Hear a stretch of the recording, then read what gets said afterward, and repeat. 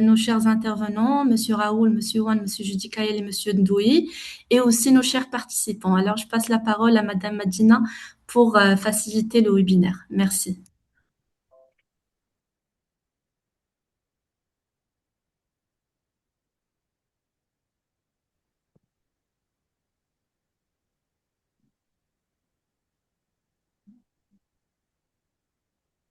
Madina, est-ce que vous m'entendez?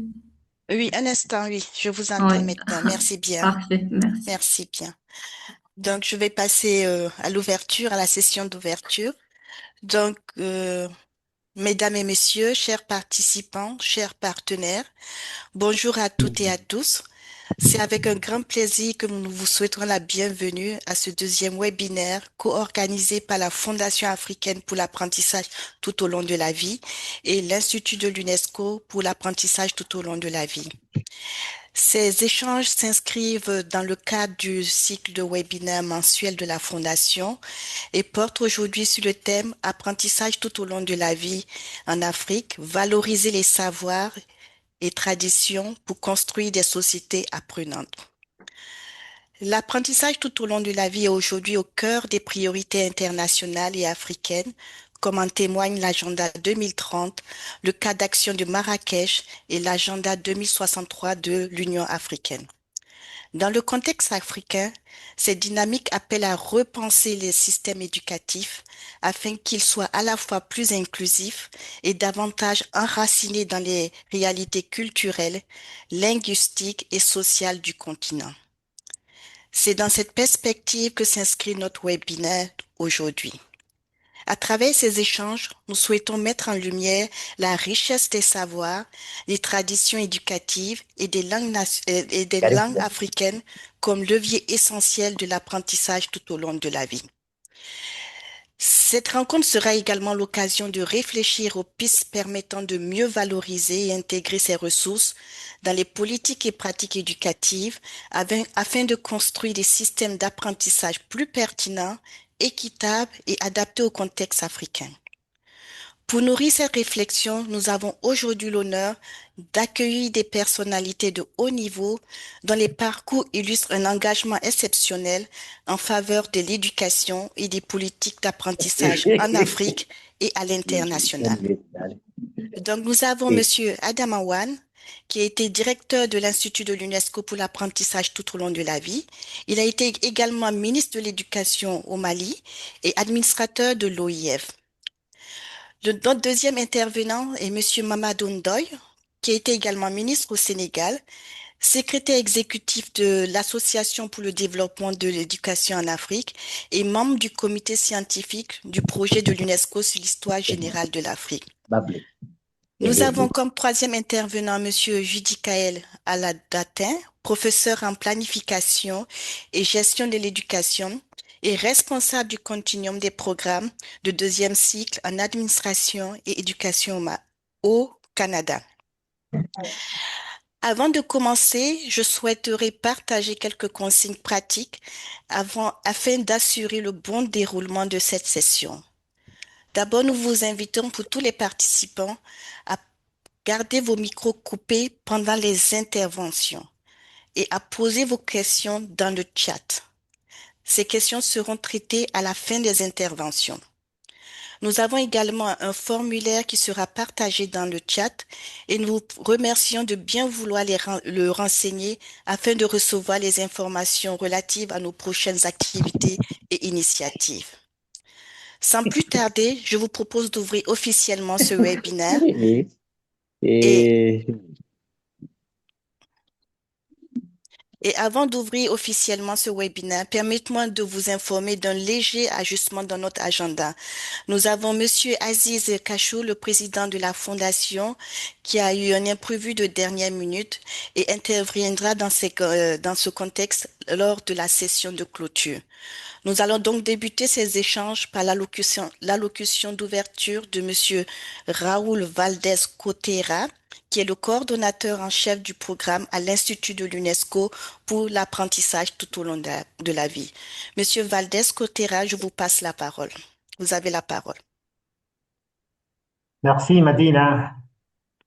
Mais mesdames et messieurs, chers collègues, chers participants, c'est avec un grand plaisir que l'Institut de l'UNESCO pour l'apprentissage tout au long de la vie a contribué aux côtés de la Fondation africaine pour l'apprentissage tout au long de la vie à l'organisation de cette 12e série de webinaires consacrés au thème Apprentissage tout au long de la vie en Afrique, valoriser le savoir et tradition pour construire des sociétés apprenantes.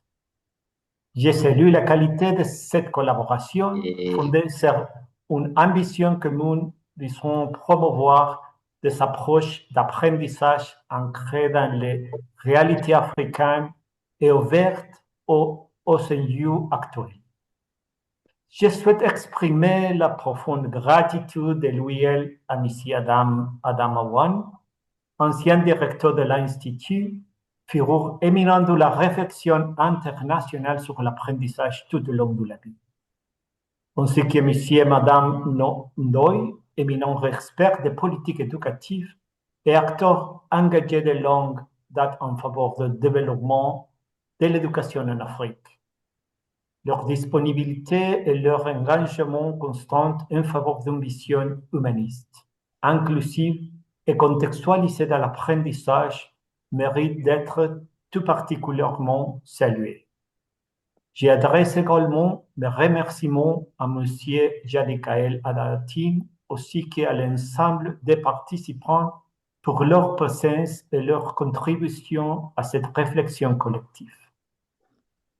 Aujourd'hui, l'Afrique se trouve à un moment décisif, face à une transformation profonde qui traverse nos sociétés. L'apprentissage tout au long de la vie apparaît non pas comme une option, mais comme une nécessité structurante.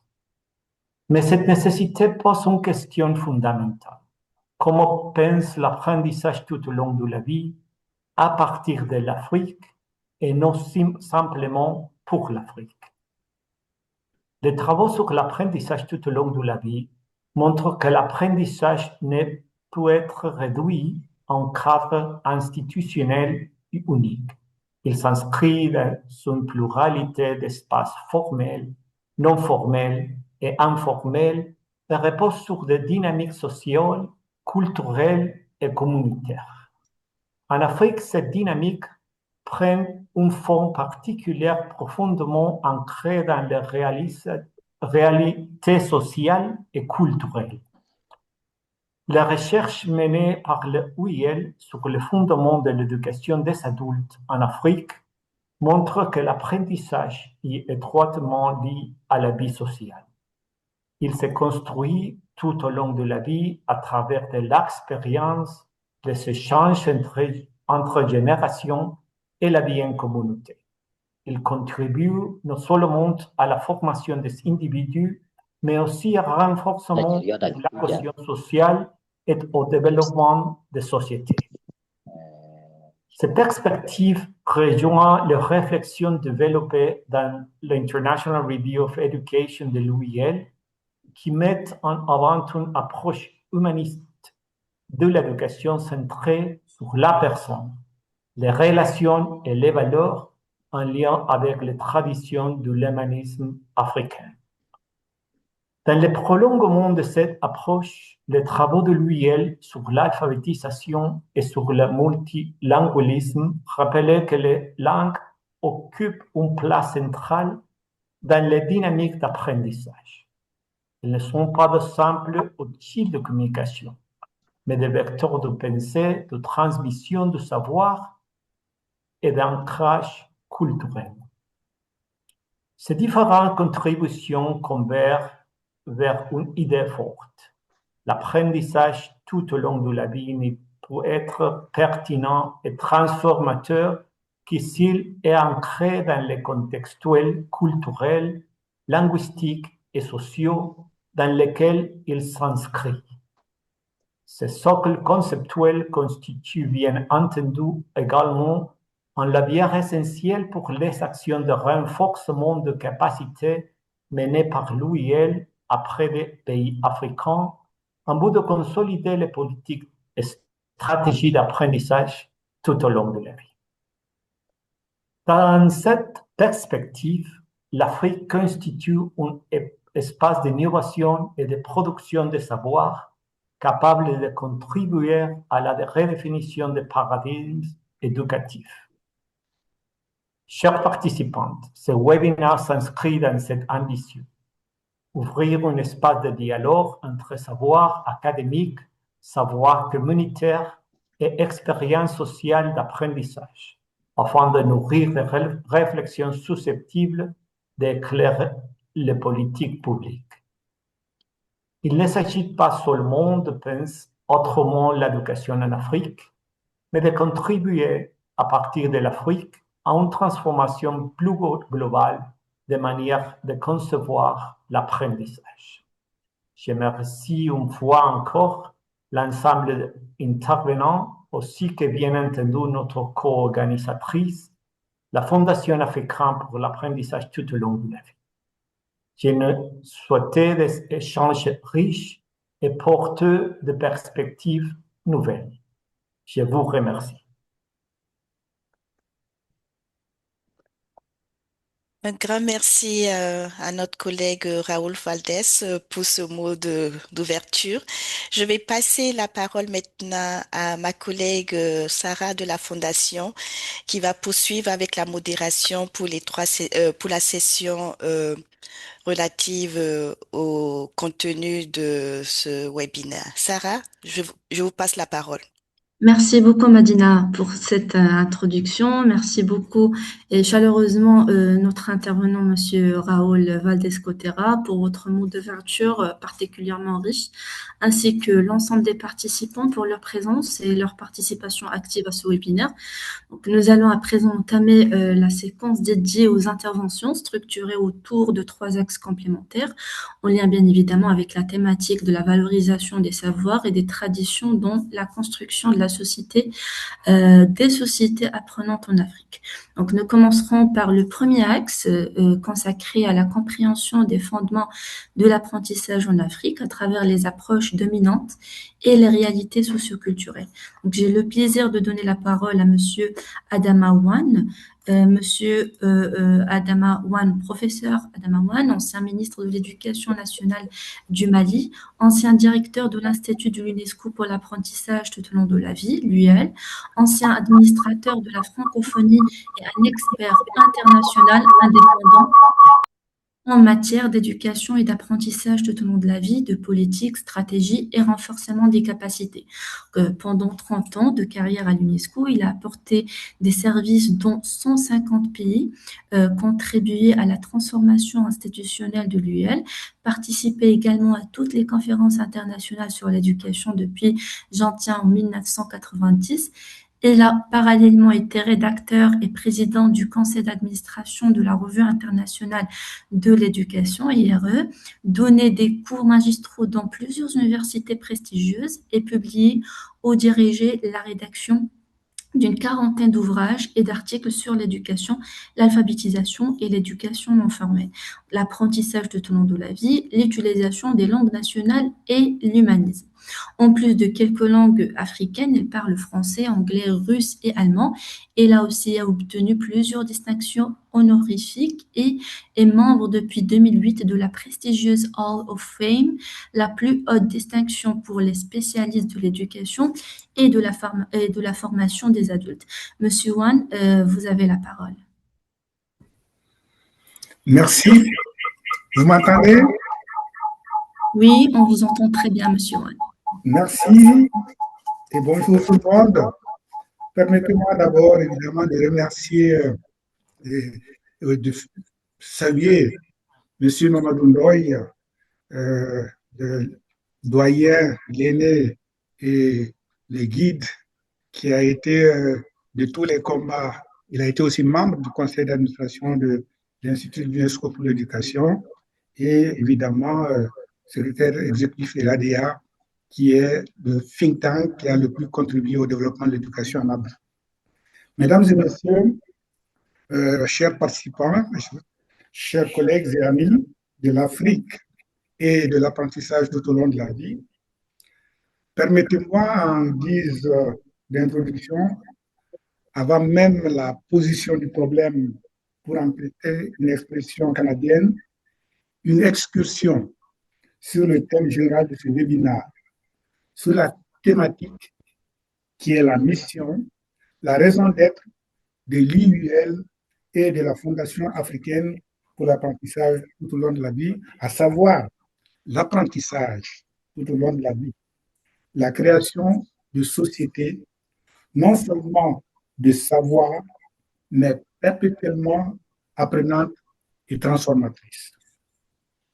L'apprentissage tout au long de la vie, même si on doit cette formulation, ou du moins, même si cette formulation a été popularisée par Jacques Delors, ce concept est aussi vieux que le monde, pour reprendre une expression populaire. En effet, l'apprentissage n'a pas de limite, il est sans fin, de la naissance à la mort, du berceau au tombeau, et même au-delà, pour les cultures qui croient à la résurrection, à l'incarnation, à une vie au-delà. Toutes les cultures, toutes les religions s'en font écho. Ikra, lis, apprends, dit le Saint-Coran. Cherche la connaissance, même s'il faut aller en Chine. Ou encore, l'encre du savant, l'encre du sachant est plus précieuse que le sang du martyr. De telles formulations abondent dans tous les grands livres de toutes les religions et plus particulièrement dans les cultures populaires, les contes, les proverbes et autres dictions. La finalité de l'éducation tout court, celle de l'apprentissage tout au long de la vie, est l'humanisme, ou faut-il dire, était l'humanisme, ce qui fait l'essence de l'être idéal et du devenir humain préféré ou rêvé. Cette vision de l'apprentissage tout au long de la vie, découlant d'une perception naturelle, articulée et intégrée à la vie et à la marche des sociétés, est obstruée par des perceptions erronées de l'objet, nécessitant et drainant ainsi des ressources et des efforts considérables. Quels sont ces prismes déformants? Une conception pyramidale de l'éducation qui situe l'apprentissage tout au long de la vie au sommet, alors que cette dernière est horizontale, intégrative, de bas en haut. Une autre perception qui est évolutive de ce concept, la plaçant à la fin comme couronnement du cycle éducatif, alors qu'elle est présente dès l'inception. Elle est transversale, holistique, à tous les stages et transformative en même temps. Il y a une définition développementale attribuant ce concept aux pays ayant atteint ou acquis un certain niveau de développement selon des critères qui seront d'ailleurs de plus en plus contestés, alors qu'elle est présente et doit être construite à tous les niveaux du système.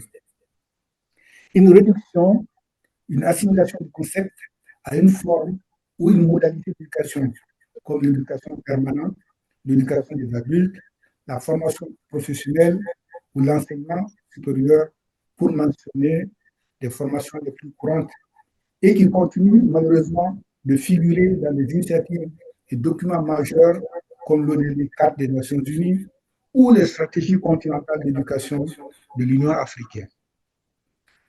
Ce décor était important pour comprendre mon parti pris dans la perspective africaine que je vais aborder, dans l'analyse des limites du modèle éducatif dominant en Afrique et l'impératif de prendre en compte les savoirs, valeurs, culture africaine et l'humanisme qui véhicule, surtout dans un contexte géopolitique global de perte de valeur, d'indifférence à la douleur et à la souffrance, d'éloge de la force et de la violence, de rejet de l'autre et des autres, de l'instrumentalisation et de machinisation du monde. Laissez-moi maintenant passer à une analyse des modèles dominants d'éducation et l'implication pour bâtir les systèmes d'éducation des adultes. Les références à l'apprentissage tout au long de la vie dans les documents politiques et stratégiques se résume à des déclarations d'intention, des formulations empruntées ou liées à des recommandations internationales. L'analyse des spécificités socioculturelles laisse entrevoir des prémices et fondements favorables et propices à l'éclosion des systèmes d'apprentissage tout au long de la vie, mais aussi de facteurs structurels et épistémiques des systèmes dominants d'en repousser, voire d'en empêcher l'avènement. Toute analyse doit s'effectuer autour de 4 points forts. Le premier, les systèmes allogènes traditionnels d'initiation et d'éducation.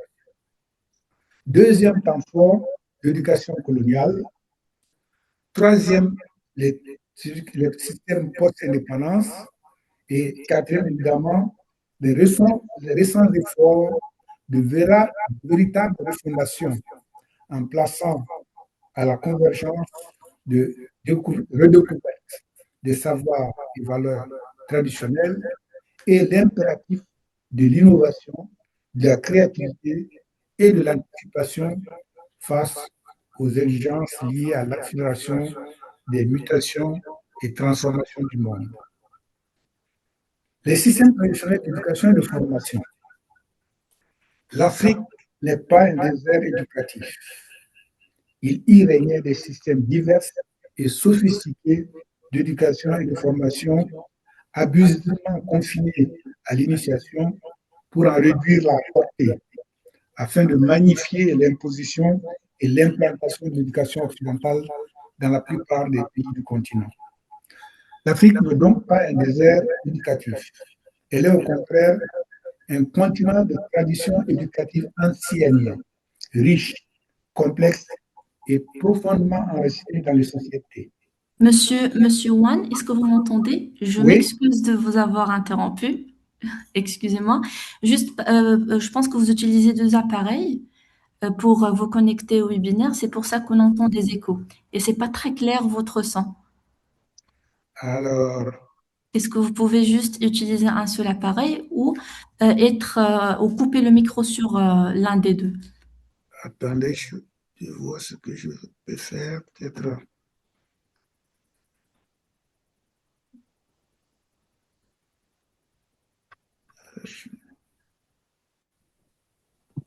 Sinon, on peut faire un essai. Est-ce que vous m'entendez maintenant? Maintenant, c'est bien. Maintenant, c'est C'est parfait. bon?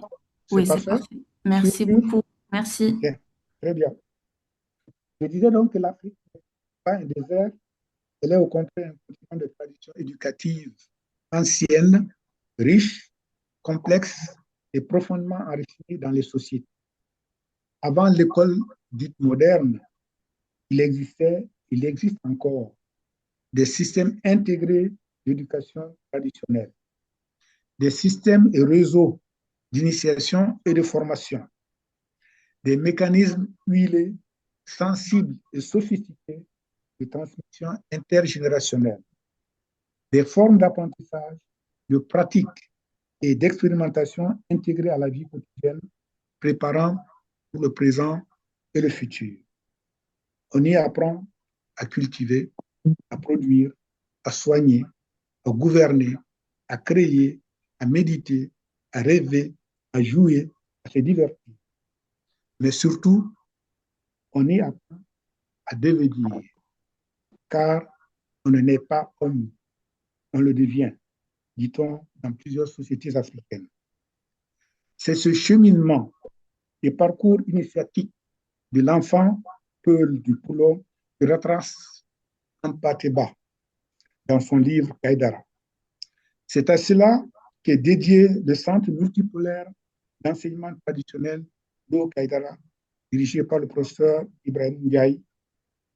Il distingue 5 stages dans la formation de l'enfant mandingue, avec une finalité, un principe pour chaque étape et une intervention coordonnée et normée de la société, de la cité, de la communauté, des familles et des individus, selon les enseignements proposés par le Dokaïdara. La première étape, le premier principe, c'est le Mogoya, devenir un homme. Deuxième principe, le Mogosebeya, devenir un bon homme, un véritable homme. Troisième principe et étape, Mogosebeya, l'enfant est la progéniture ici de l'homme bon, de l'homme véritable. Quatrième principe, tout cela est cimenté et doit être cimenté par le Horoya, qui veut dire les valeurs d'honnêteté, d'intégrité, de droiture et de respect. Enfin, cinquième étape, le principe régulateur social profond de tout, c'est le Sinanguya, c'est-à-dire le cousinage apparenté, à plaisanterie, qui permet de tout dire, tout exprimer, tout critiquer, même aux plus puissants, y compris les rois. Ainsi donc, dans de nombreuses sociétés ouest-africaines chez les Mandés, les écoles de chasseurs ne sont pas seulement des lieux d'apprentissage technique. On y apprend à lire la nature, à lire le monde cosmique, à interpréter des signes, à maîtriser ses émotions, à respecter des règles éthiques strictes. De même, dans les sociétés initiatiques d'Afrique centrale et australe, les rites de passage qu'ils concernent les jeunes garçons ou les jeunes filles sont de véritables curricula sociaux.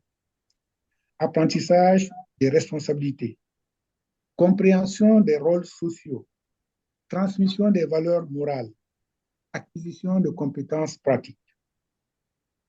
Deux traits caractéristiques forts de l'éducation traditionnelle qui se retrouvent sous des formes variées au travers les Afriques, car le continent est pluriel, c'est le fondement humaniste dont se réclament même certaines approches qui frisent parfois la priorité, et la dimension éthique qui filtre les interventions, les résultats et les appréciations. À propos des fondements humanistes, l'homme, l'être qui est tout et qui n'est rien, existe, doit vivre, fonctionner et rêver en relation avec la société, mais et surtout avec l'environnement. L'humanisme, notre trait distinctif et notre raison d'être, s'articule autour de valeurs, de comportements qui confirment notre humanité, notre singularité et le désir ardent de faire triompher, protéger et prospérer en nous la bonté contre le penchant animal Satan qui se cache tapis en nous et dont on voit les ravages aujourd'hui. C'est cette finalité qui fonde, nourrit et sert de repère à la revendication d'une perspective africaine authentique, généreuse, mais critique. Comme l'exprime éloquemment le professeur Alioune Diop, philosophe et essayiste sénégalais, nos peuples veulent simplement dire que ce que seuls ils peuvent révéler, comment ils se pensent et se définissent par rapport à la situation du monde et par rapport aux grands problèmes de l'humanité. Ce regard à travers le prisme de la culture est précieux et fondamental, car la culture est une tension perpétuelle entre deux pôles. D'une part, ce qui est propre à l'être humain en tant que tel, de l'autre, ce qui amène chaque peuple à revendiquer le droit de mettre en avant son originalité, c'est-à-dire ce qui le rend unique et irremplaçable. Il s'agit donc pour les Africains de trouver leur propre vérité ou de la redécouvrir dans la liberté de faire, de rencontrer le rêve et la vie. Des sagesses et des philosophies naissent, s'enrichissent, se répandent, se dispersent, articulées autour du devenir humain et de la conception répandue en Afrique selon laquelle l'être humain n'est pas une partie d'un tout, mais une synthèse d'un tout. C'est sa diversité et surtout la qualité des relations qu'il sait entretenir qui confèrent grandeur et autorité à l'être humain. Sa rationalité, c'est sa relationnalité. Cette perception, cette conception est incarnée aussi dans bien des sociétés d'Afrique australe comme le Ubuntu. Vous êtes donc je suis. C'est la relation aux autres, dans la relation aux autres, que l'être humain trouve son humanité. Une personne est une personne à travers les autres personnes. Pour en arriver là, il faut se connaître soi-même. À propos maintenant de la dimension éthique, elle est forte et même primordiale, car elle encadre tout le système, les procès, les résultats et les appréciations. La transmission des savoirs et des capacités dans plusieurs sociétés est subordonnée à la capacité, l'engagement des agents initiés à supporter le poids de la connaissance, la force des savoirs, leur détermination à ne pas enfin des valeurs, des normes, la priorité de l'utilité publique, sociale, communautaire et pas seulement au profit de l'intérêt individuel ou pour des raisons pécuniaires. La contre-valeur, le remboursement des prestations et services est symbolique. Une pièce de cori, une calebasse, un poulet selon les services rendus par plusieurs communautés d'Afrique. Certains savoirs, certains remèdes, certains secrets peuvent ainsi se perdre car les détenteurs ont jugé que ni leur propre progéniture, ni les disciples formés n'étaient en capacité d'en assumer la charge selon les normes et les règles, c'est-à-dire sans abus. Cette dimension de responsabilité est certes portée à l'excès, mais on voit comment aujourd'hui les meilleurs produits de l'éducation moderne sont préparés pour détruire la vie, pour détruire l'environnement, pour détruire l'humain et l'humanité, sans aucun souci quant aux conséquences de leurs actes, de leurs inventions, etc. En conséquence, donc, aucun processus de développement, aucun processus d'éducation, de formation pour le continent, avec le continent, par le continent, ne saurait se réclamer d'une quelconque finalité, d'un humanisme quelconque, d'un universalisme quelconque, sans embrasser une véritable perspective africaine, c'est-à-dire regarder vers l'intérieur pour cerner les caractéristiques des systèmes endogènes de développement et d'éducation. De même que les valeurs socioculturelles qui les sous-tendent et qui témoignent de leur résilience comme celle de tous les êtres humains face au changement et au contact avec le milieu et avec l'autre. La langue. Permettez-moi, Monsieur Wan. Oui. Il nous reste à peu près 2 minutes. Bon, Merci beaucoup. Alors là, bon, laissez-moi faire donc je laisse donc toute l'éducation coloniale et je vais maintenant donc à la, bon, rapidement sur quelques mots sur les modèles actuels, donc, ou alors, peut-être je vais encore plus loin, c'est changer de regard. Donc, comment comprendre la logique propre des apprentissages africains? Le regard des Africains et le regard sur l'Afrique sont marqués et construits, déterminés, voire fortement ébranlés par le prisme déformant de la colonisation qui les a influencés et structurés. De quoi parle-t-on réellement lorsque nous parlons d'apprentissage tout au long de la vie en Afrique? C'est bien en Afrique, on apprend non seulement davantage, mais apprendre autrement, réapprendre ce qui a été écarté, caché et méprisé, et désapprendre aussi bien ce que nous avions nous-mêmes construit, mais surtout ce qui a été construit pour nous. Le système d'apprentissage africain repose sur une logique différente que l'on peut résumer ainsi.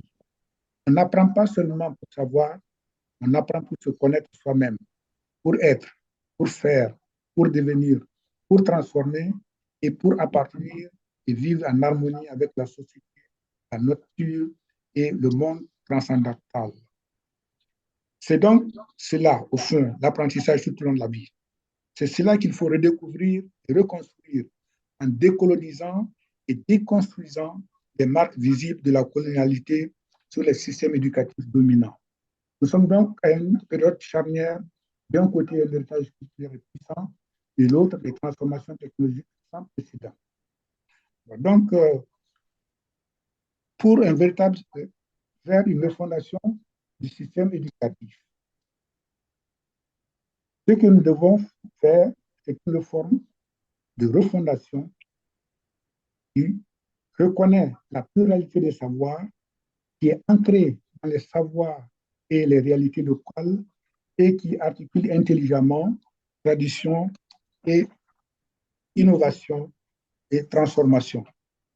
Une conviction donc pour conclure, l'Afrique n'a pas à choisir entre ses racines et son avenir, car les racines sont précisément ce qui peut nourrir son avenir. Construire des sociétés apprenantes en Afrique, ce n'est pas imiter, ce n'est pas restaurer, c'est inventer.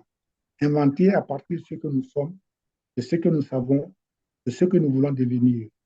Et peut-être, au fond, offrir au monde une autre manière de penser l'apprentissage, une manière plus humaine, plus relationnelle et plus durable. Merci. Merci beaucoup, Monsieur Wan, pour cette intervention très éclairante et enrichissante et qui a mis la lumière sur les fondements de l'apprentissage en Afrique à travers plusieurs approches. Donc, nous poursuivons avec le deuxième axe qui porte sur la valorisation des ressources africaines d'apprentissage, notamment les savoirs, les langues et les modes de transmission. Donc, je donne la parole à Monsieur Mamadou Ndoye, ancien ministre de l'Éducation du Sénégal et ancien secrétaire exécutif de l'ADA. Monsieur Ndoye a consacré près de 60 ans au secteur de l'éducation, occupant des fonctions variées allant d'enseignant primaire, secondaire et supérieur à inspecteur, chercheur et ministre au Sénégal, notamment en charge de l'alphabétisation des langues nationales et de l'éducation de base.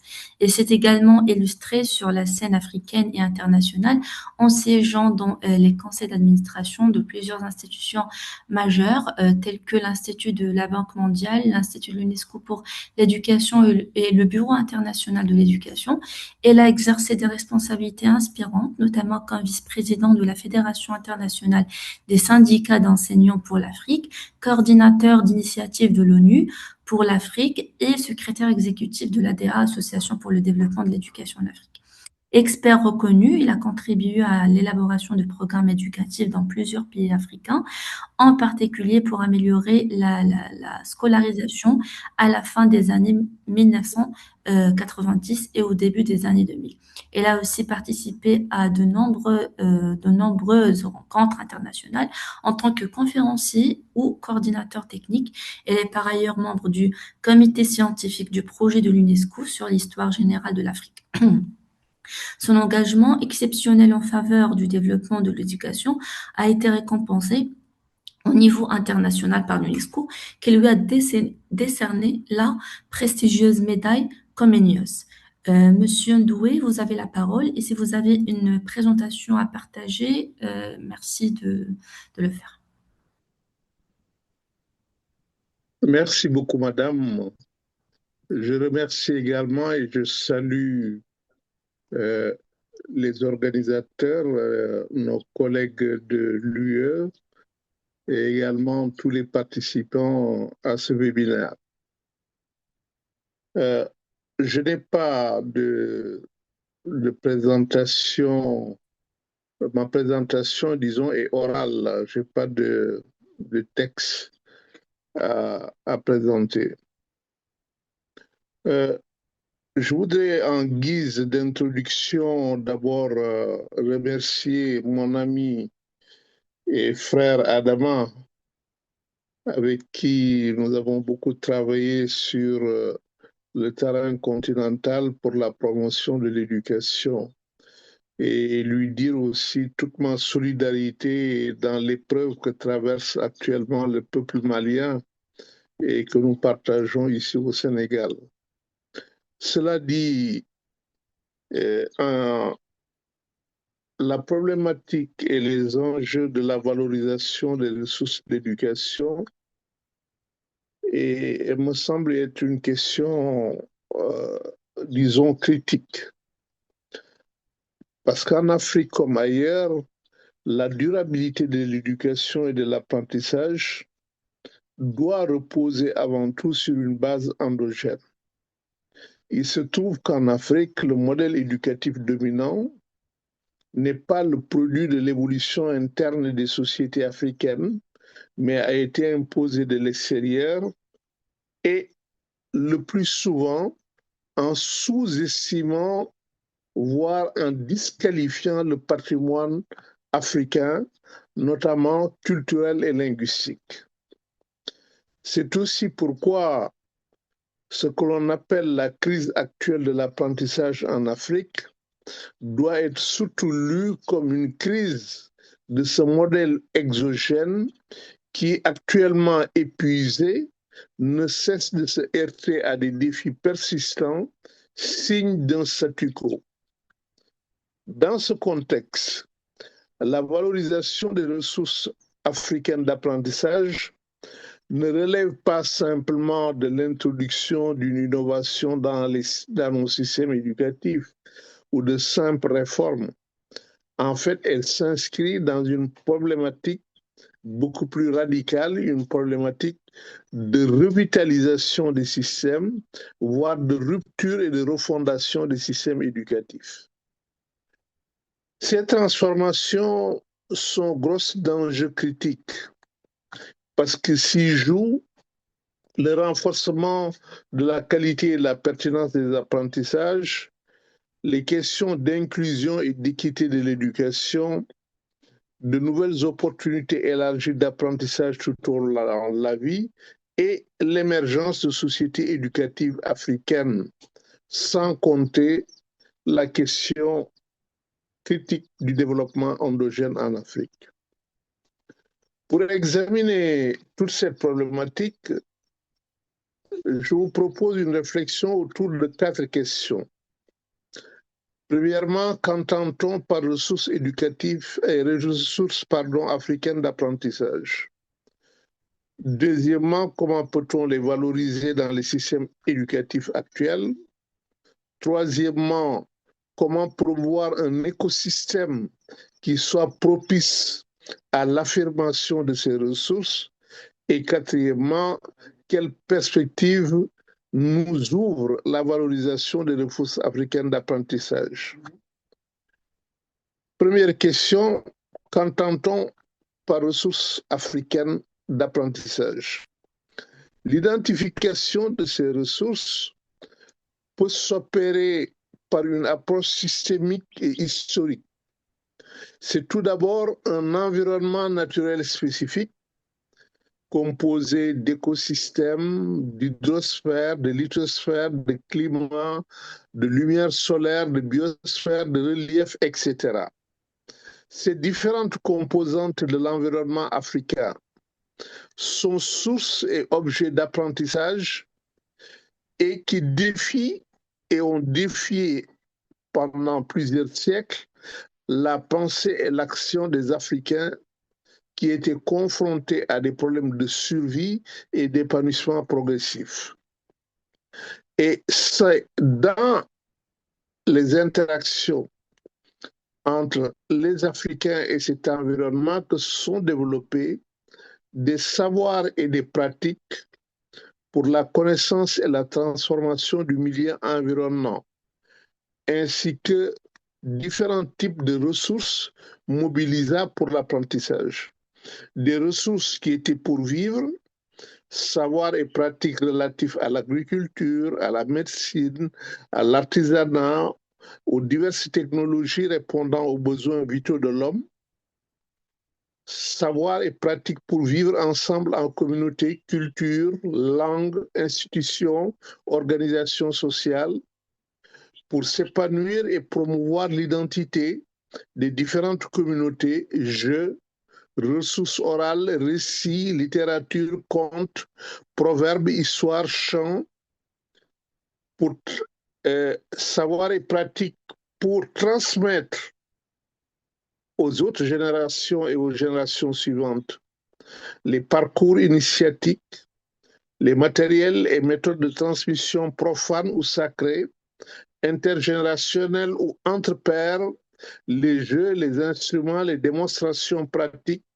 les institutions et plateformes locales, les espaces culturels offrant des communautés apprenantes, tout cela fait partie des ressources d'apprentissage. Mais lorsque nous les posons ainsi, elles sont diverses et riches d'une longue histoire, car ne l'oublions pas, le continent africain est le berceau de l'humanité.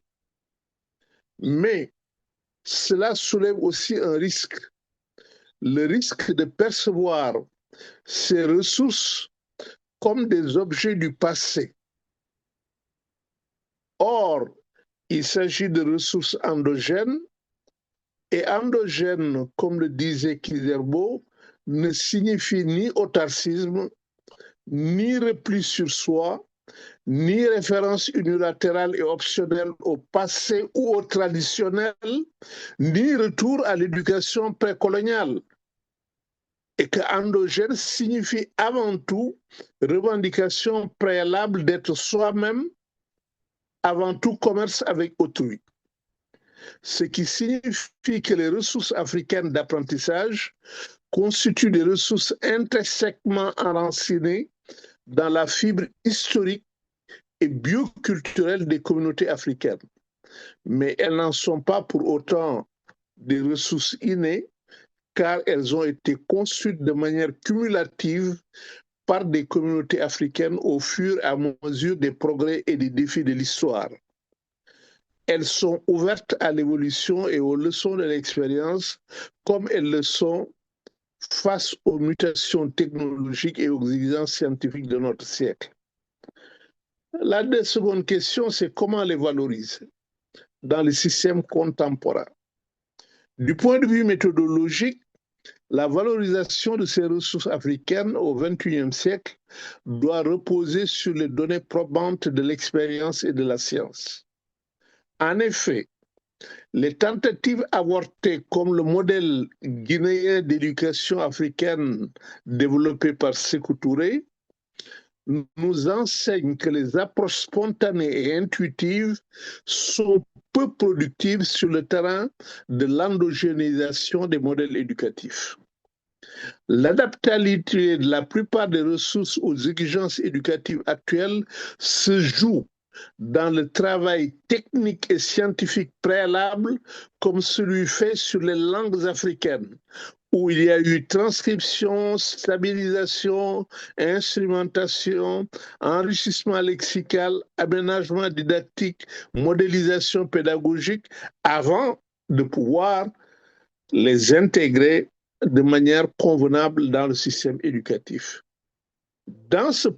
Et ceci se prolonge aussi par une solide formation des acteurs de la chaîne de transformation, que ce soit les décideurs, chercheurs, encadreurs, enseignants. C'est donc sous ces conditions scientifiques et techniques que la valorisation des ressources d'apprentissage s'effectue, et principalement par une intégration transversale et transformatrice aux ensembles curriculaires. Ce type d'intégration n'est ni additif, ni simple, ni soustractif. C'est un type d'intégration qui permet de repenser l'ensemble curriculaire dans la perspective, évidemment, d'un enracinement dans le contexte africain. Ainsi, l'introduction des langues africaines comme langue d'instruction a enregistré des acquis incontestables aussi bien pour l'amélioration des résultats de l'apprentissage que pour le renforcement de leur pertinence. Mais ce qu'on peut observer, c'est que ces acquis restent fragiles dans la mesure où les cultures, les savoirs, les pratiques, les représentations du monde spécifique que portent ces langues ne sont pas intégrées dans les curricula. Évidemment, une telle intégration va exiger un travail de documentation, d'aménagement, de confrontation avec les exigences des sciences de l'éducation et de l'approche scientifique interdisciplinaire. Autrement dit, les savoirs et les modes endogènes de transmission constituent des bases pour repenser techniquement et scientifiquement les ensembles curriculaires de nos systèmes éducatifs dans une perspective de revitalisation des systèmes. Il faudra alors faciliter l'accès à ces ressources par la digitalisation, podcasts en langue locale, archives numériques, écoles ouvertes, traiter scientifiquement ces ressources pour les adapter aux critères actuels de pertinence et d'efficacité, enrichir les environnements d'apprentissage, améliorer l'efficacité des approches pédagogiques, institutionnaliser un système élargi de reconnaissance des acquis informels et soutenir la recherche pour la valorisation.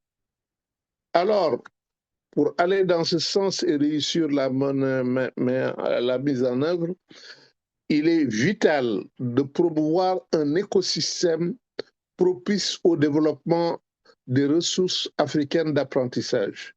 Il s'agit d'abord de renforcer le sens, l'utilité et l'utilisation des ressources africaines d'apprentissage à travers la généralisation de l'éducation de base en langue africaine. Vous savez que beaucoup de pays n'ont pas réussi jusqu'ici à le faire. La construction d'un environnement lettré en langues africaines, donnant du sens à leur acquisition par une utilisation élargie dans la vie officielle et publique. La documentation et la numérisation des ressources endogènes d'apprentissage, audio, vidéo, contenu média, pour le renforcement de l'autonomie éducative en matériel et méthodes pédagogiques locaux, jeux, instruments, réduisant ainsi la dépendance par rapport aux ressources externes. La rupture avec le caractère insulaire de l'école pour une fertilisation croisée du formel, du non-formel et de l'informel, ainsi que des partenariats éducatifs entre les acteurs de l'école et la communauté environnante. La promotion des programmes intergénérationnels avec des centres d'échange où anciens transmettent savoir technique et civique aux jeunes. La mise en place de dispositifs pour des micro-certifications et de reconnaissance des compétences acquises de manière informelle ou non formelle, permettant une intégration dans le marché du travail. La dissémination à la base d'un réseau de bibliothèques communautaires et de radios locales diffusant des contenus éducatifs contextualisés. La promotion de plateformes d'apprentissage ouvertes avec des ressources éducatives numériques libres, contextualisées, accessibles hors ligne pour zones à faible connectivité et intelligence artificielle entraînées au corpus africain. La consolidation scientifique des savoirs endogènes en agriculture, gestion de l'eau, santé, pour promouvoir des réponses adaptées et une économie du savoir local, connaissance et valorisation du potentiel endogène pour créer des emplois en termes d'auto-emploi et d'entrepreneuriat locaux et pour renforcer la résilience des populations. Excusez-moi, Monsieur Ndoye, je me permets juste de vous rappeler qu'il nous reste 3 minutes à peu près. Merci beaucoup. Je termine avec les perspectives ouvertes. Quelle perspective ouvre la valorisation des ressources africaines d'apprentissage? J'en ai parlé déjà un peu du point de vue de la pertinence et de l'efficacité des apprentissages, de l'inclusion et de l'équité, de l'efficacité interne et externe fortement accrue du système, avec la réduction des redoublements, des abandons, le développement de compétences étroitement articulées à la connaissance et la transformation du milieu environnement qui crée de nouvelles capacités de création et d'invention, ainsi que de nouvelles opportunités d'emploi et d'entrepreneuriat. Dans une telle perspective, la multiplication et la diversification des sources et des lieux d'apprentissage qui irriguent toute la vie culturelle, sociale et économique va favoriser l'émergence de sociétés apprenantes africaines résilientes et inclusives, ainsi qu'une augmentation exponentielle des opportunités d'apprentissage tout au long de la vie dans la perspective de l'ODD 4. Mais les bénéfices dépasseront le secteur de l'éducation, car, et c'est là mon dernier mot, comme le disait Kizerbo, l'éducation deviendra alors un levier opératoire de la renaissance africaine en promouvant une néo-civilisation africaine autonome, créatrice et progressive, la seule à même de propulser le développement endogène. Je vous remercie.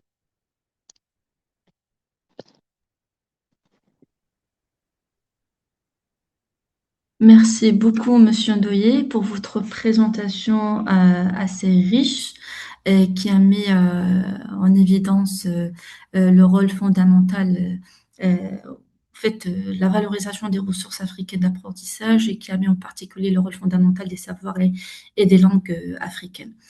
Nous passons tout de suite au troisième axe consacré à la transformation des systèmes éducatifs en Afrique, notamment à travers la décolonisation des savoirs et la construction de sociétés apprenantes. Donc, je donne la parole à Monsieur Judy Kayel Aladatin, qui est professeur en planification et gestion de l'éducation à l'Université de Montréal, où il assure la responsabilité du continuum de programme de deuxième cycle en administration de l'éducation, chercheur au centre de recherche interuniversitaire sur la formation et la profession enseignante.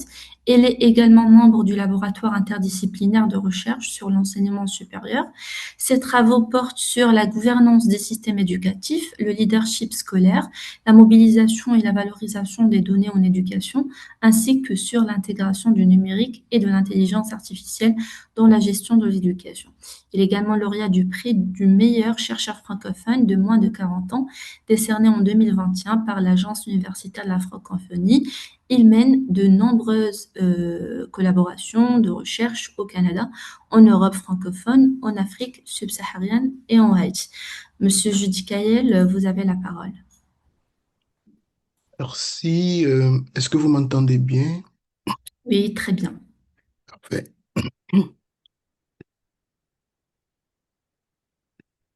Voilà. Donc, à mon tour de remercier l'ensemble des organisateurs, puis des panélistes, mais aussi les participants.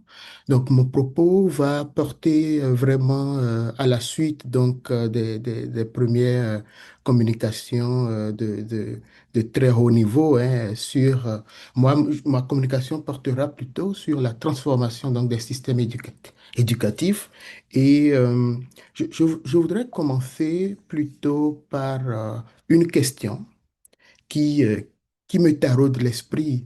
Euh, En fait, mais comment se fait-il qu'un enfant puisse être déclaré analphabète dans sa propre langue?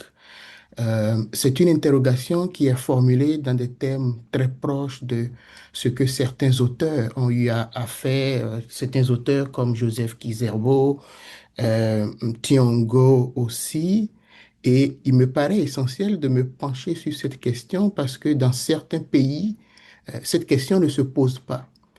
Dans certaines régions du monde, cette question ne se pose pas. Mais pourquoi, dans certains contextes, cette question se pose?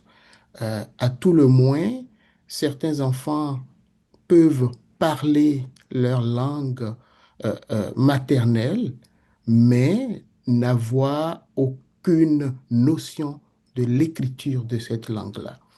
Alors, il me paraît essentiel de situer mon propos en disant que la transformation des systèmes éducatifs africains notamment ne consiste pas simplement à moderniser ce système, à amener du numérique, à construire des salles de classe, mais il s'agit résolument de s'interroger sur ce que c'est que former, ce que c'est que transmettre, ce que c'est que apprendre, mais en Afrique. Et quelques statistiques, euh, 40% par exemple de la population mondiale est sans accès à une éducation dans sa propre langue. C'est une fracture linguistique majeure, mais vous verrez plus loin dans mon propos que c'est une fracture qui est encore plus dense dans certaines régions du monde, notamment en Afrique subsaharienne. 89% des enfants de moins de 10 ans et moins en Afrique subsaharienne ne maîtrisent pas la lecture de base. Là, on parle de la lecture dans la langue d'enseignement et c'est un défi qui est évidemment quantitatif, mais il est aussi épistémique, comme l'a dit d'ailleurs mon prédécesseur, parce qu'on s'interroge beaucoup sur la pauvreté des apprentissages, mais on ne s'intéresse presque jamais à tout le défi épistémique et même épistémologique qui est en arrière-plan de cette pauvreté des apprentissages. Et enfin, troisième statistique, euh, environ 1% ou même moins euh, des recherches scientifiques produites à travers le monde proviennent de l'Afrique subsaharienne. Évidemment, je fais partie des personnes qui invitent souvent à prendre ce 1% avec des pincettes parce qu'il y a des formes d'invisibilisation de la recherche africaine qui concourent à ce taux-là, mais quand même, on parle de 1%. Le défi n'est donc pas simplement quantitatif en termes de massification, en termes de construction de salles de classe, de fourniture de matériel et de manuels, mais il est aussi épistémique, linguistique et enfin anthropologique. Et donc, cela m'amène à aborder les trois formes d'aliénation que l'on relève souvent lorsqu'on parle du système éducatif en Afrique. D'abord, une aliénation linguistique pour plusieurs pays, pas pour tous, mais pour plusieurs pays. C'est-à-dire que l'école introduit une rupture entre la langue de la maison et la langue du savoir scolaire. Et cette école privilégie donc une langue d'élite au détriment des langues nationales, mais cela a été construit à travers l'histoire. Ensuite, il y a, à mon sens, une aliénation qui est de l'ordre épistémique, c'est-à-dire que les savoirs endogènes, la médecine, l'agronomie, le droit, la philosophie endogène sont reclassés depuis très longtemps comme du folklore ou plutôt comme des croyances et de ce fait même exclus du curriculum officiel. Enfin, il y a ce que j'appelle l'aliénation méthodologique, c'est-à-dire que la pédagogie scolaire ignore les modes africains de transmission du savoir ou de la connaissance, c'est-à-dire l'oralité, l'intergénérationnel, le communautaire, le performatif, l'aspect initiatique. Tous ces modes africains de transmission sont aussi relégués au rang de folklore et exclus de la pédagogie. Lorsqu'on parle de décolonisation, pardon, des savoirs, euh, il faut savoir que c'est un projet qui euh, existe, qui n'est pas nouveau, qui existe depuis 70 ans. Les pères fondateurs donc de la décolonisation, Cheikh Anta Diop, depuis 1954, donc il y a de cela plus de 70 ans, a écrit un ouvrage assez évocateur qui s'intitule Nation nègre et culture. Et au fil de l'histoire, c'est un projet qui s'est enraciné avec différentes productions qu'on a du plaisir à lire, mais c'est un projet qui est toujours inachevé. Et donc, il ne s'agit pas de parler de décolonisation aujourd'hui comme un projet nouveau. C'est un projet qui est enraciné dans presque 70 ans d'histoire de la pensée africaine, qui elle-même dialogue avec les Sud globaux et les théoriciens d'ailleurs latino-américains de la colonialité. Je le garde en anglais parce que ça a plus de sens pour moi quand je dis coloniality. Alors, la décoloniser, c'est quoi? Et qu'est-ce que ce n'est pas? Décoloniser, et là je reprends encore certains propos de mes prédécesseurs, euh, la décolonisation n'est surtout pas un repli identitaire. ce n'est pas une nostalgie précoloniale, ce n'est pas un rejet de la science moderne comme on le voit à certains endroits du monde aujourd'hui. Ce n'est pas non plus un slogan politique parce que on le voit aussi aujourd'hui, on déclasse le français, on fait avancer l'anglais, on nomme des langues maternelles qui deviennent des langues nationales, mais dans le fond, les pratiques dans beaucoup de pays ne changent pas. Et c'est pas ça la décolonisation.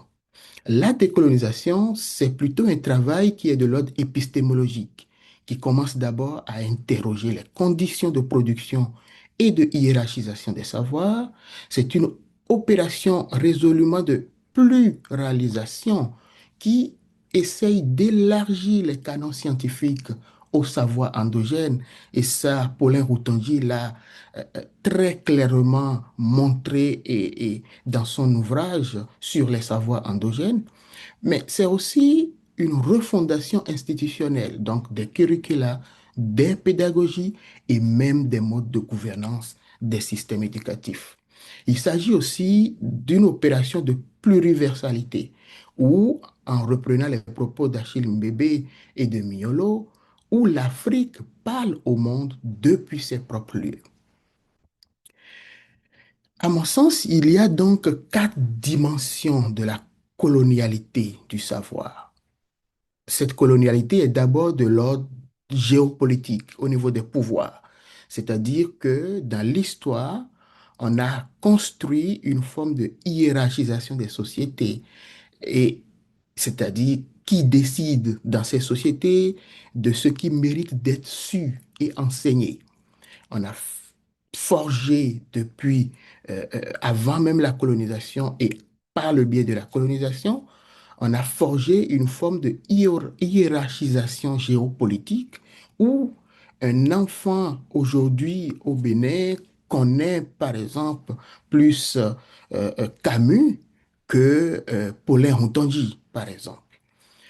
Et ensuite, il y a cette colonialité des savoirs même, c'est-à-dire une imposition des catégories européennes notamment et une relégation des savoirs locaux au rang de croyance, comme je l'ai mentionné tantôt.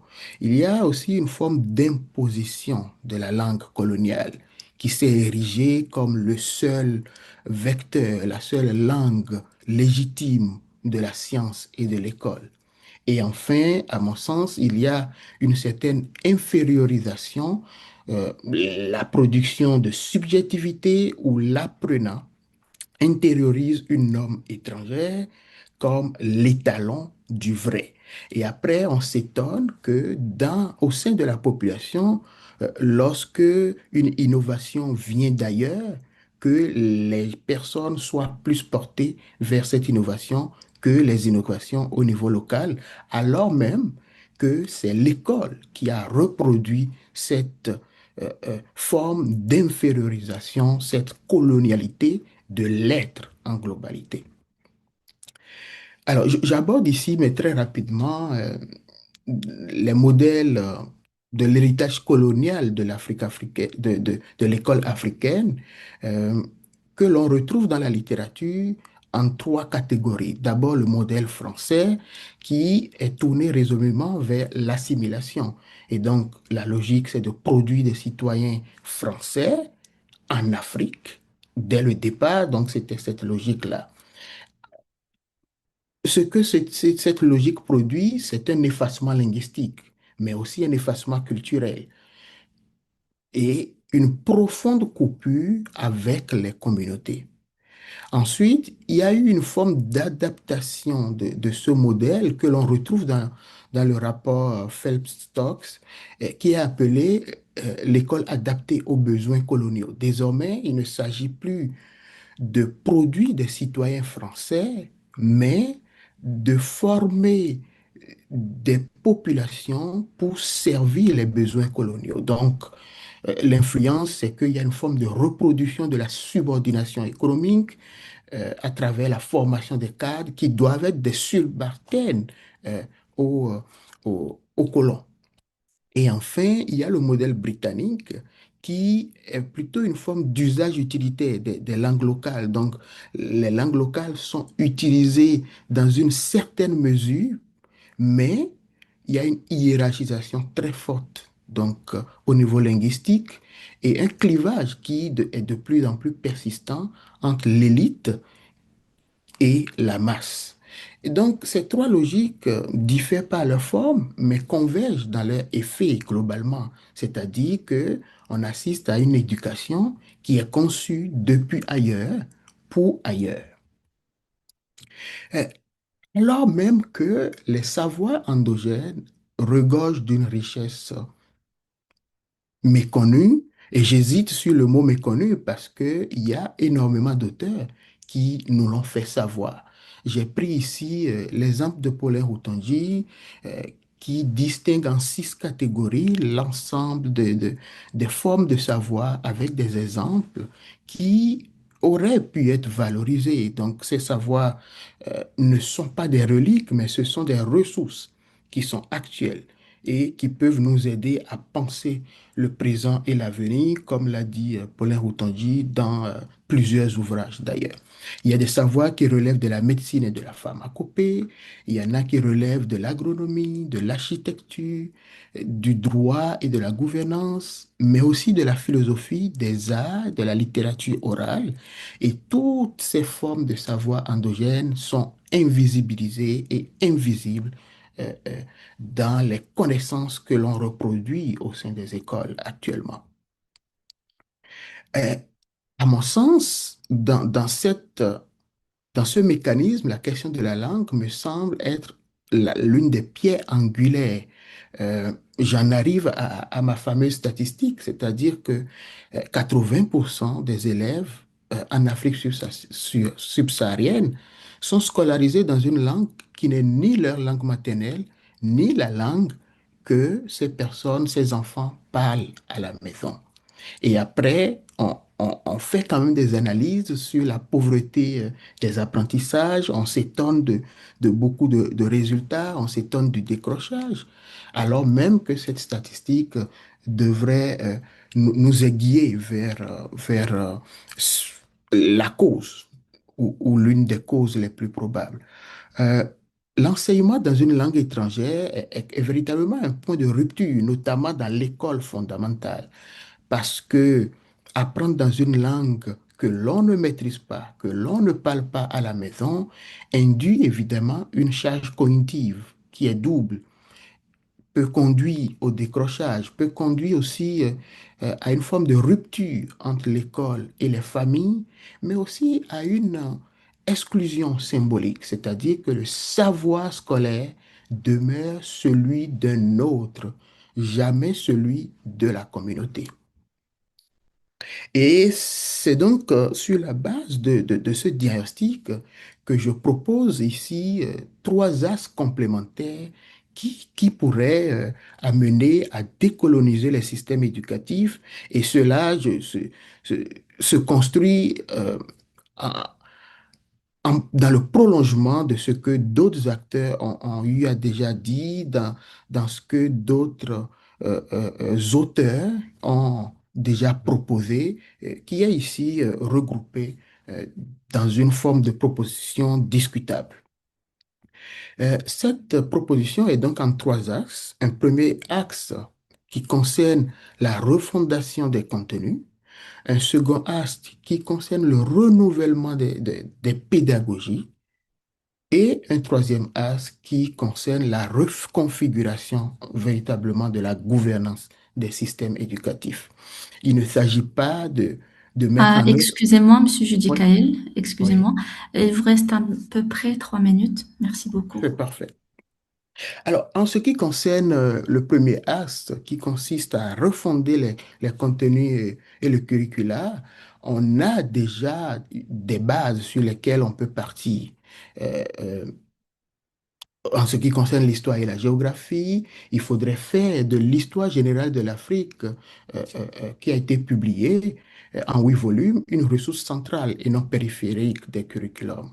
En ce qui concerne la littérature et les arts, il faut inscrire la littérature africaine orale et écrite, donc Ampateba, Achille Mbembe, euh, tous ces auteurs-là, il faut que ce soit le cœur des programmes et non la marge. En sciences et techniques, il faut documenter, enseigner les contributions africaines qui existent, mais qui sont invisibilisées.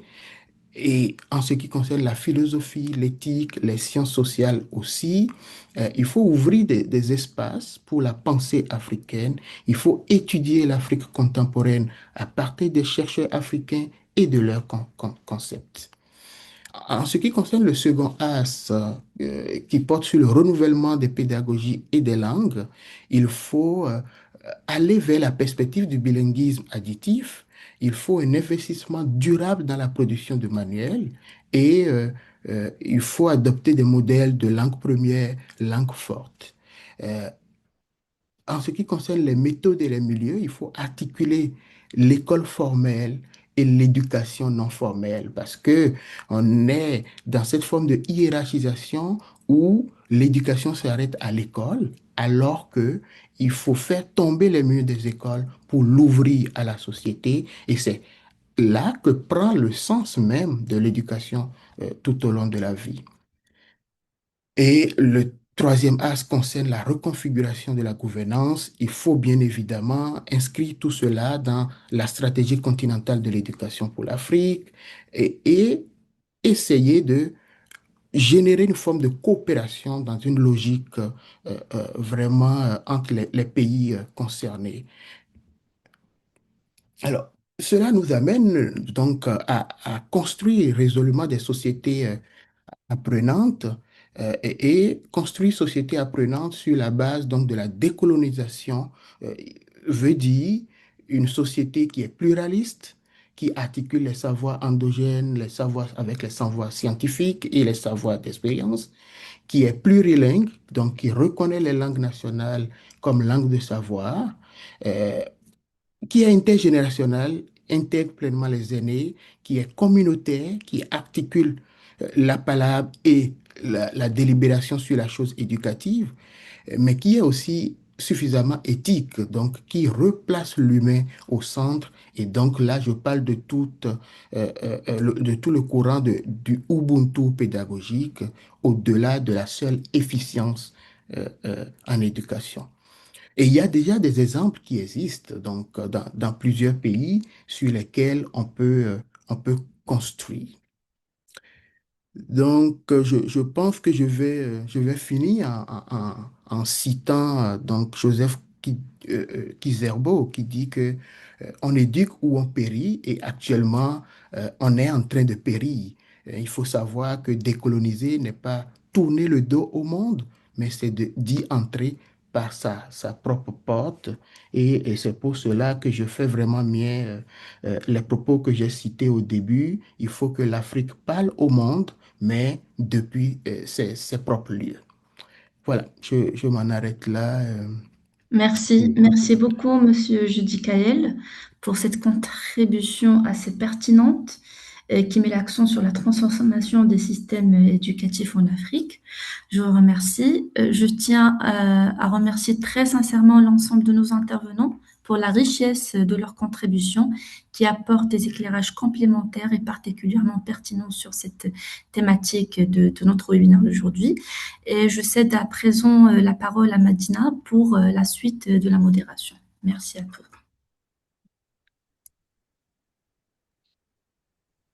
Ok, merci Sarah, merci pour ces riches contributions. Maintenant, nous allons passer aux questions. Nous avons différentes questions au niveau du chat. Nous avons deux questions de Monsieur Tabouré Boubacar et elle est formulée ainsi. Malgré les traditions orales très riches et variées en Afrique, elle reste toujours à la traîne dans l'acquisition d'un savoir scientifique. Et sa question est de savoir comment doter ces savoirs d'outils scientifiques indispensables, capables d'amener un changement notoire dans l'acquisition des savoirs. C'est la première question. La deuxième question, il voulait savoir, les langues nationales sont devenues sont devenues des langues officielles selon la Constitution du Mali. Pouvez-vous nous donner quelques pistes de réflexion pour qu'un jour nos langues puissent devenir une langue de travail? Donc voilà les deux questions de Monsieur Boubacar Tabouré, qui était ancien directeur du Centre national des ressources de l'éducation non formelle au Mali. Donc, je vais peut-être donner la parole à Monsieur Wan et ensuite à Monsieur Ndoye et enfin, si Monsieur euh, Aladatine veut répondre, je vous donne je donne la parole aux trois intervenants. Monsieur Wan, si vous voulez répondre aux questions de Monsieur Boubacar Tabouré.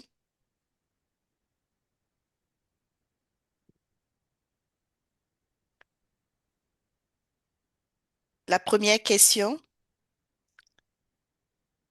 comment doter ces savoirs d'outils scientifiques indispensables capables d'amener un changement notoire dans l'acquisition des savoirs? Vous, on vous entend pas le micro.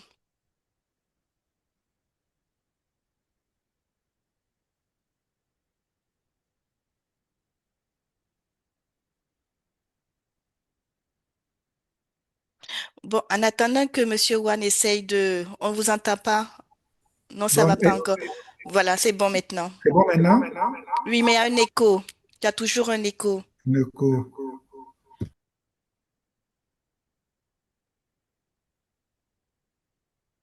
Peut-être Monsieur Ndoye, en attendant que Monsieur Wan essaye de résoudre les problèmes techniques. Monsieur Ndoye, voulez-vous répondre à cette question?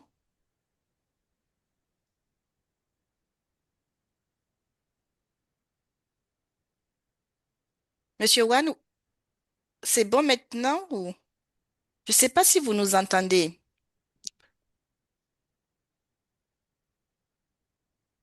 Allô?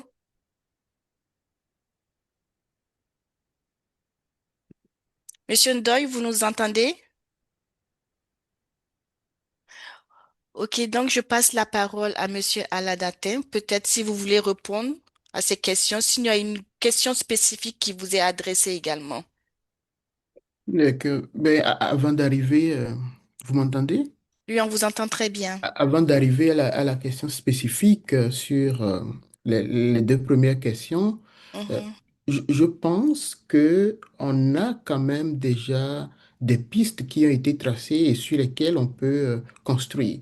J'ai mhm, parlé tantôt de l'ouvrage en 8 tomes qui a été réalisé sur l'histoire de l'Afrique et je pense que c'est la bonne piste à adopter pour les autres savoirs. C'est-à-dire qu'on peut réaliser une coopération ou une forme de mobilisation des ressources intellectuelles dans chaque pays ou dans chaque région du continent afin d'étudier ces formes de savoir, mais dans chaque domaine, mhm, et de pouvoir construire de la documentation sur ces savoirs.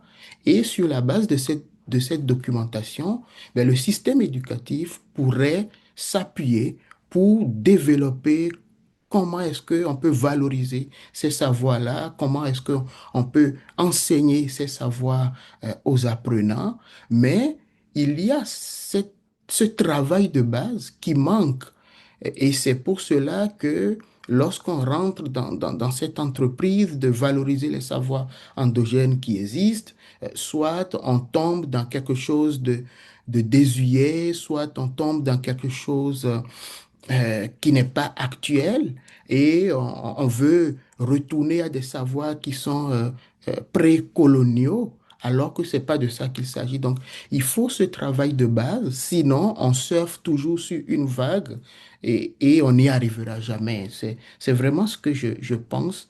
Il faut mutualiser les ressources intellectuelles pour faire ce travail de débroussaillage et qui est le premier pas à faire, je pense. Un grand merci, Monsieur Aladatin. Bon, je vais voir si Monsieur Wan, vous êtes avec nous? Monsieur Ndoye? Je pense qu'on les a perdus. Donc, je vais continuer avec vous, Monsieur Aladatin, si vous me le permettez. Donc, une autre question qui vous est adressée, est la suivante. Si on refuse la colonisation, quelles actions concrètes les pays africains doivent-ils prendre pour changer ces systèmes? Selon vous, l'Afrique a-t-elle aujourd'hui les moyens de redéfinir ses propres modèles de développement? Voici une question qui est adressée. Je n'arrive pas à lire le nom de l'intervenant. Ici, c'est écrit infix, donc je peux rien dire à ce niveau. Parfait. Non, Mhm. mais c'est une question essentielle. Je pense que l'Afrique a les moyens de redéfinir sa politique éducative, de redéfinir même sa trajectoire et de faire ce travail pour, je dirais, les formes de colonialité qui existent à différents niveaux, donc que ce soit dans le choix des savoirs à enseigner, que ce soit dans la méthodologie, donc dans la pédagogie, euh, ces formes de colonialité peuvent bien sûr être nettoyées et on va aller vers une forme d'endogénéisation donc du système éducatif. C'est tout à fait possible et les conditions, j'ai pas eu le temps de vraiment m'appesantir sur cette dernière partie, mais les conditions sont aussi connues. Ce qui manque actuellement, c'est la volonté politique. Ce qui manque actuellement, c'est la coopération que nécessite euh, euh, cette décolonialisation donc des systèmes éducatifs. Mais les pistes pour y arriver, on a les pistes pour y arriver. Il y a des tentatives, et j'ai parlé tantôt de 4 exemples qui sont, dont on peut s'instruire pour vraiment travailler. Et même si on parle des moyens financiers, on a aussi les moyens financiers. Il suffit de les rediriger vers la bonne cause et d'arrêter de tourner en roue libre parce que actuellement on essaye de réparer quelque chose, mais dont les fondements euh, sont mal placés. C'est ça le problème. C'est pour ça qu'on perd des ressources et on parle de décrochage, on parle de crise des apprentissages, de pauvreté des apprentissages. Mais il faut retourner à la base. Il faut retourner à choisir les méthodes par lesquelles nous voulons vraiment enseigner. Il faut arrêter ces formes de transfert de connaissances ou de savoir. Mais je le répète, hein, pour finir, que il ne s'agit pas de se fermer au reste du monde. Ce n'est certainement pas ça. Il faut discuter avec le reste du monde, mais il faut parler de notre propre lieu. Un grand merci pour ces réponses, pour cette réponse. Maintenant, je ne sais pas si Monsieur Ndoye, Est-ce que vous Monsieur Ndoye, m'entendez? oui, on vous entend maintenant. C'est parfait. Donc, on va vous poser une question. Les questions sont vraiment relatives aux langues ici. Et ensuite, on va poser une question générale et on va essayer de conclure. Donc, la question de Monsieur Dibril, Monsieur Ndoye, vous avez identifié les langues africaines comme insuffisamment intégrées dans les systèmes éducatifs. Ma question est opérationnelle. Aujourd'hui, en 2026, combien de langues africaines disposent d'une infrastructure numérique suffisante pour qu'on l'on puisse réellement former un adulte dans sa langue maternelle avec des outils numériques? Et, quel pro- et qui produit ces ressources si ce n'est pas les États, pas encore l'UNESCO à cette échelle? Voilà une question. Oui, je crois que dans ce domaine, il y a quand même un énorme travail qui est en cours dans beaucoup de pays. La question de la numérisation des contenus dans les langues est en cours. Et j'ai moi-même vu beaucoup de productions qui ont été faites au niveau du Sénégal, au niveau du Mali, au niveau de beaucoup de pays, en tout cas d'Afrique de l'Ouest, que j'ai vu directement développées par des jeunes et qui sont très intéressantes et qui permettent effectivement non seulement de disposer de la langue en tant que telle comme outil d'apprentissage, mais d'avoir d'autres supports numériques et de bénéficier même un peu de l'intelligence artificielle dans ce domaine pour pouvoir mieux apprendre dans sa langue. Donc cela est en cours. Il y a des pays peut-être qui sont plus avancés que d'autres, mais c'est en cours. D'accord, un grand merci, Monsieur Ndoye. Je pense qu'on va passer par une question générale pour vous, pour les trois intervenants. Euh, un instant. Donc, c'est une question de Monsieur Mor Diakité. Il dit à travers les trois communications de la TLV, à travers les trois communications, la TLV dépasse le cadre institutionnel du ministère de l'Éducation. Alors, quel modèle de gouvernance du système éducatif africain proposez-vous pour une meilleure articulation avec les politiques publiques? Donc, je donne à chacun la parole et je pense qu'après, on va essayer de clôturer.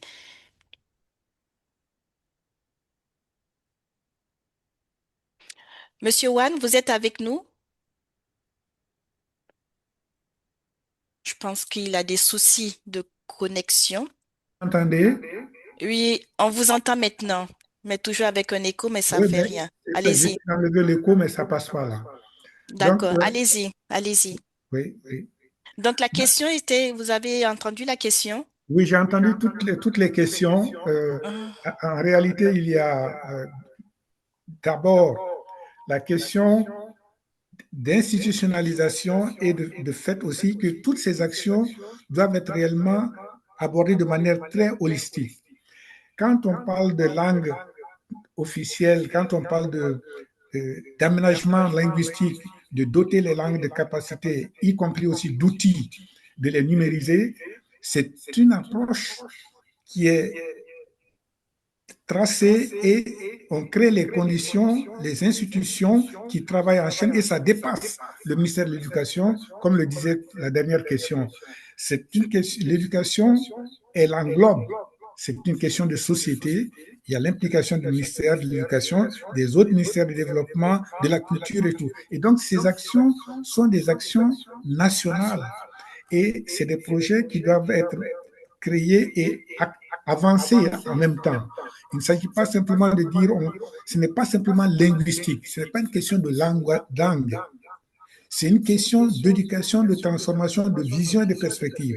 Et si cette vision-là n'est pas mise en place à travers le système de développement national et doté de ressources et de mobilisation des intelligences et des génies, on ne pourra pas y arriver par les approches que nous avions, qui sont des approches un peu minimalistes et qui sont limitées à des secteurs, à des parties qui n'ont pas la clé pour porter tout ça au niveau international et couvrir tous les aspects.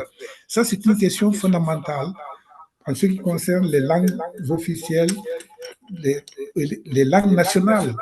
Il faut les outiller et pour les outiller, il faut les employer, les mettre dans des conditions d'utilisation. Ça a été dit par Bryce, ça a été dit aussi, ce que disait Judicael, il faut aussi décoloniser, il faut déconstruire la manière dont nous opérons aujourd'hui. Aujourd'hui, nous voulons créer un micro-espace dans le cadre, mais il faut casser le portfolio, il faut déconstruire. Si on ne fait pas, on ne procède pas de cette façon, on ne pourra pas transformer le système éducatif.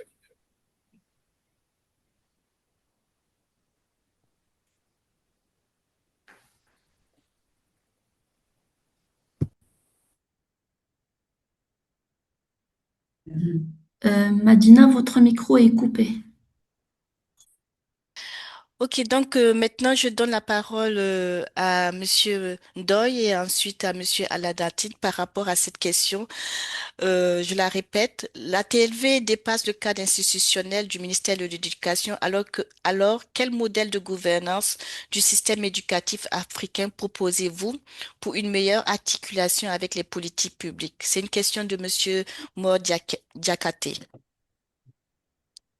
Monsieur Ndoye? Oui, je crois que si on arrive à dépasser la conception insulaire de l'école et qu'il se crée un écosystème éducatif où l'école, certes, va continuer d'exister, mais en tant que partie intégrante de tout un dispositif d'apprentissage qui englobe pratiquement tous les secteurs de la vie. À ce moment-là, la question qui va se poser, évidemment, c'est que la gouvernance va être nécessairement une gouvernance intersectorielle, même s'il existe une coordination au niveau du ministère de l'Éducation nationale. Je veux dire que le ministère de l'Éducation nationale peut être un centre de coordination, mais il doit être centre de coordination d'une gouvernance qui est multisectorielle ou voire même intersectorielle. Et cette gouvernance-là ne fonctionne de manière opérationnelle que s'il y a justement des programmes intégrés.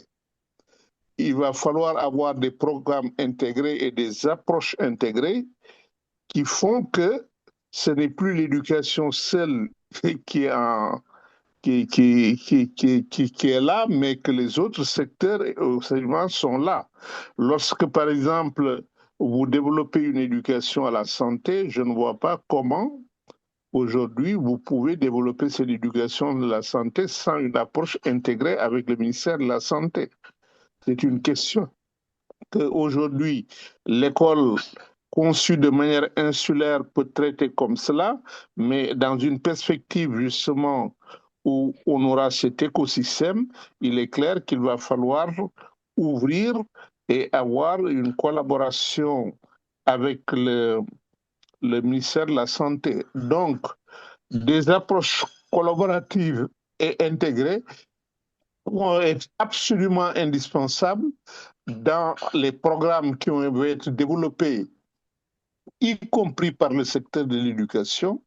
Et d'autre part, il va falloir évidemment avoir une gouvernance avec les autres secteurs qui sont concernés, mais avec un centre de coordination au niveau du ministère de l'Éducation. D'accord, merci Monsieur Ndoye. Donc je vais enfin passer la parole à Monsieur Aladatin pour qu'il réponde à cette question et nous serons obligés ici de clôturer. Et je vous passe la parole, Monsieur Aladatin. Oui, ben, très rapidement, je pense que M. Ndoye a vraiment abordé la question. C'est-à-dire qu'il y a, à mon sens, six éléments dont il faut tenir compte dans cette nouvelle gouvernance qui permettrait de décoloniser les systèmes éducatifs et d'aller vers l'éducation tout au long de la vie. Premier niveau, c'est d'abord donc cette euh, gestion intersectorielle, cette collaboration entre les divers secteurs, en maintenant quand même un ministère de l'Éducation qui coordonne les actions. Mais il y a aussi, à mon sens, une certaine forme de coopération horizontale, c'est-à-dire des partenariats sud-sud, panafricains, pas dans sa forme galvaudée qu'on le voit beaucoup maintenant, mais dans sa forme, voilà, pragmatique, j'allais dire, mais aussi des partenariats nord-sud renouvelés, plutôt symétriques et non asymétriques comme ce qu'on a longtemps connu. Il faut une implication des communautés, c'est-à-dire il faut aller vers la co-construction et pas simplement les formes de consultation auxquelles on est habitué. Il faut résolument former les cadres africains à ce concept de décolonisation, à ce besoin de formation tout au long de la vie. Il faut soutenir la recherche africaine. Je l'ai dit tantôt, on a des formes de savoir, mais si la recherche n'y travaille pas, ne débroussaille pas les choses et les constitue dans des ouvrages, dans des articles, on ne peut pas les réutiliser dans le système éducatif. Et enfin, dernier élément, il faut obligatoirement une forme de volonté politique soutenue, pas simplement à travers des cycles électoraux, mais véritablement au-delà des cycles électoraux et des discours de tribune auxquels on est habitué, il faut une volonté politique soutenue. Ok. Un grand merci, Monsieur Alain Dantel. Nous avons plusieurs questions dans le chat, mais nous sommes obligés d'arrêter maintenant ce webinaire. Ce que nous allons faire, nous avons l'intention de développer un policy brief, un document stratégique, une note stratégique par rapport à ce webinaire. Nous allons essayer de prendre en compte aussi les questions que vous avez posées dans le chat et aussi les contributions, vos différentes contributions qui vont servir vraiment de base pour enrichir ce document que nous voulons développer et qui va servir au niveau auprès des pays, des États membres. Donc, merci beaucoup pour ces contributions très enrichissantes. Donc, nous arrivons au terme de ce webinaire consacré à l'apprentissage tout au long de la vie en Afrique. Euh, nous, euh, Avant de passer la parole à la Fondation, j'aimerais brièvement présenter quelques enseignements issus de ces interventions rapidement. Donc, au niveau du croisement de ces échanges, si je peux le dire ainsi, on voit une conviction forte qui se dégage, celle que la transformation des systèmes éducatifs africains ne pourra se faire sans une réconciliation entre le savoir africain, les langues du continent, l'innovation et les exigences du monde contemporain. Donc, les différentes interventions ici ont d'abord mis en évidence la nécessité de dépasser les héritages des modèles éducatifs coloniaux, encore largement déconnectés avec les réalités culturelles, sociales et linguistiques africaines. Vous avez plaidé pour une refondation des systèmes éducatifs fondés sur une meilleure reconnaissance des savoirs endogènes, des langues africaines et de la diversité des formes d'apprentissage. Vous avez également insisté sur l'importance de repenser les contenus éducatifs, les curricula, les approches pédagogiques afin de les rendre davantage contextualisés, inclusifs et adaptés aux réalités africaines.